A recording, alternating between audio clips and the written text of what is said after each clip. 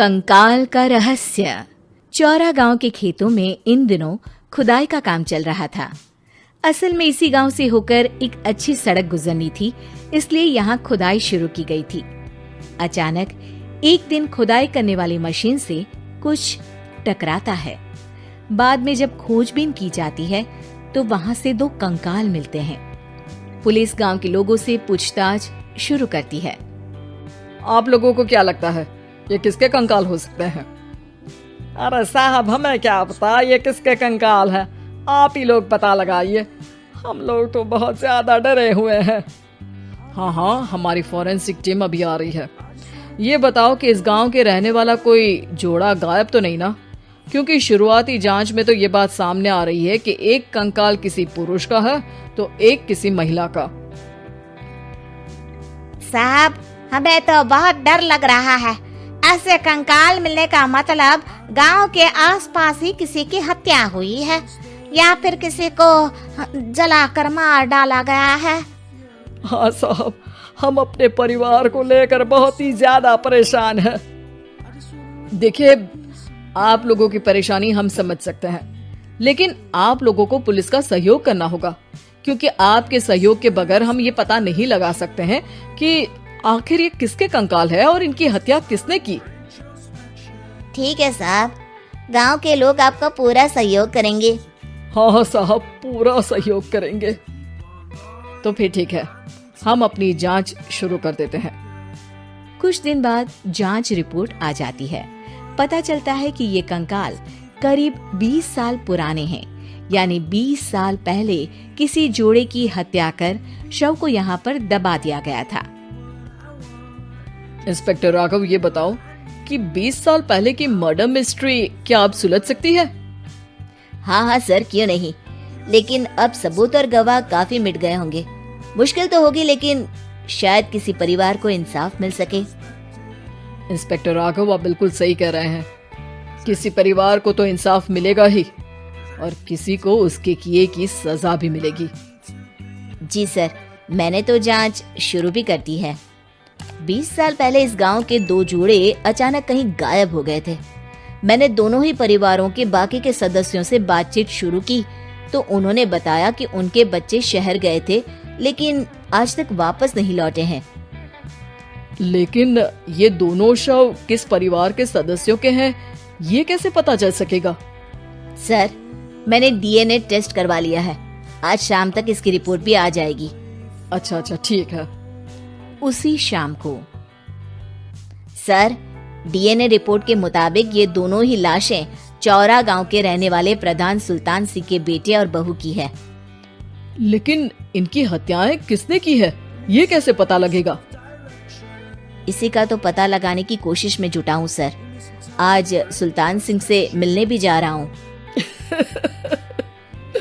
मेरा बेटा और बहू तो मेरे लिए सिर्फ यादों में ही रह गए थे।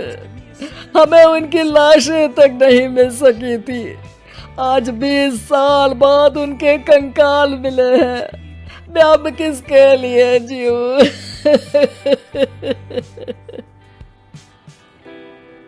लेकिन सर, क्या आपकी किसी से कोई दुश्मनी थी?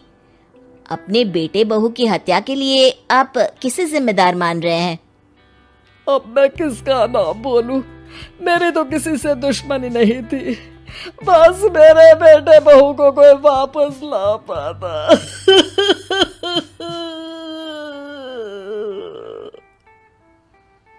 इसके बाद सुल्तान सिंह फूट फूट कर रोना शुरू कर देते हैं। सर, अब आप इनका अंतिम संस्कार करवा सकते हैं। कम से कम इनका शरीर ना सही, इनका कंकाल तो आपको मिला है। लेकिन हाँ, अगर आपको कुछ भी याद आए तो जरूर बताइएगा। मेरी तो बेटा अब उम्र हो गई है, लेकिन मेरे बेटे और बहू के हत्यारों का जरूर पता लगाइएगा, क्योंकि जब तक हत्यारे पकड़े नहीं जाएंगे मेरा मन नहीं मानेगा। सर, हमारी पूरी कोशिश रहेगी हत्यारे को पकड़ने की। लेकिन एक बात बताइए, उस वक्त आपको किस पर शक गया था? उस वक्त मेरे एक ड्राइवर को पकड़ा गया था, लेकिन सबूतों के अभाव में उसे छोड़ दिया गया था। अच्छा, और ड्राइवर पर कैसे शक हुआ था? क्योंकि उस दिन ड्राइवर छुट्टी पर था। उस समय लेकिन लाश क्यों नहीं मिल सकी थी? उस वक्त पुलिस ने बहुत कोशिश की थी, लेकिन दोनों की डेड बॉडी नहीं मिल सकी थी। ठीक है, हमारी तफ्तीश चल रही है, मैं फिर आऊंगा। इसके बाद इंस्पेक्टर वहां से चला जाता है और सुल्तान सिंह अपने बेटे और बहू की याद में खो जाते हैं। कुछ दिन बाद सुल्तान सर, एक बात बताइए, जब आपके बेटे बहू की हत्या हुई थी, उसी के आसपास आपके ही गांव का रहने वाला एक और जोड़ा उसी वक्त गायब हो गया था ना? हाँ सर, अलका और अभिषेक, वो भी मेरे बच्चों जैसे ही थे। तो फिर वो कहाँ है? उनका भी आज तक पता नहीं चल सका, लेकिन बताते हैं कि कुछ साल पहले अभिषेक को गांव के ही किसी आदमी ने मुंबई में देखा था, लेकिन फिर वो गायब हो गया।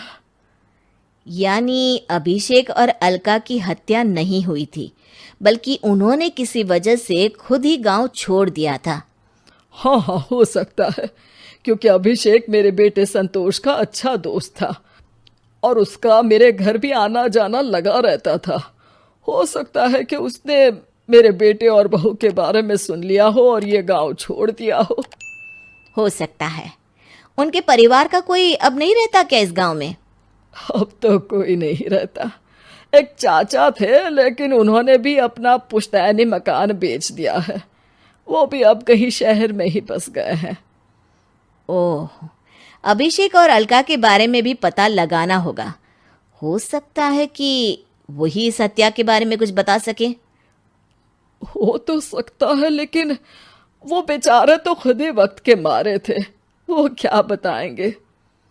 फिर भी सर, जब केस दोबारा खुला है तो जांच तो करनी ही पड़ेगी, और इस बार तो लाशें भी बरामद हुई है। कुछ दिन तक लगातार तफ्तीश चलती रही। एक दिन थाने से सुल्तान सिंह को फोन आता है। हाँ, कौन बोल रहा है? सर, मैं कांस्टेबल तुलाराम बोल रहा हूँ थाने से। आपको थाने आना पड़ेगा। थाने? लेकिन क्यों? सर, किसी की पहचान करवानी है। अच्छा ठीक है, मैं दोपहर तक पहुंचता हूँ। सुल्तान सिंह दोपहर में थाने पहुंचता है। कई पुलिस के अधिकारी वहां मौजूद रहते हैं। सर, आपके बेटे की हत्या का रहस्य आज शायद सुलझ जाए। अच्छा इंस्पेक्टर राघव, पर वो कैसे? सर, उस आदमी को देखिए, क्या वही अभिषेक है? सुल्तान सिंह की आंखों में हैरानी से आंसू आ जाते हैं। हाँ सर, यही अभिषेक है। ये आपको कहाँ से मिला? सिर्फ अभिषेक ही नहीं, बल्कि इसकी पत्नी अलका भी इसके साथ है। मैडम, जरा अभिषेक की पत्नी को लाइए। जैसे ही अलका को पेश किया जाता है, सुल्तान सिंह जमीन पर गिर जाते हैं। सुल्तान सर, क्या हुआ आपको? आप अलका को देखकर गिर क्यों गए? सुल्तान सिंह सर पकड़कर बैठ जाते हैं। ये अलका नहीं, बल्कि ये तो मेरी बहू रितु है। पूरा थाना एक दूसरे का मुंह देखने लगता है। क्या? इसके बाद हर किसी को दो कंकाल और हत्या का रहस्य समझ में आ गया। अभिषेक और रितु ने मिलकर संतोष और अलका की हत्या की थी और लाश को जमीन के नीचे दबा दिया था। आज 20 साल बाद इस हत्या का रहस्य खुल सका था कि अवैध प्रेम संबंध में 2 मासूमों की जान गई थी।